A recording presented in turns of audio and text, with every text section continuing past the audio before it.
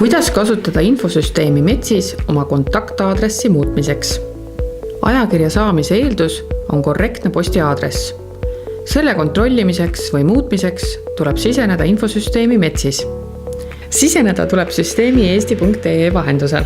Metsisesse sisenemisel on oluline jälgida, et veebilehitsejas oleks lubatud hüpikaknad ehk pop-up.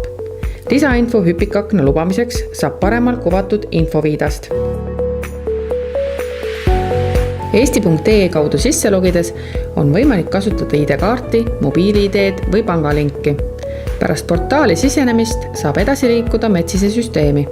Sisse logides avanevad teie andmed ning saate üle kontrollida, kas aadress on korrektne ning kas olete seotud EJS-i liikmesorganisatsiooniga. Kui aadressis esineb ebatäpsusi, siis tuleb aadressi lahtri ülemisest paremast nurgast valida muuda.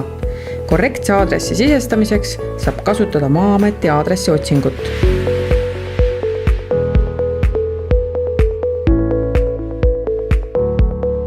Kui aadress on sisestatud, tuleb vajutada nuppu Kinnita.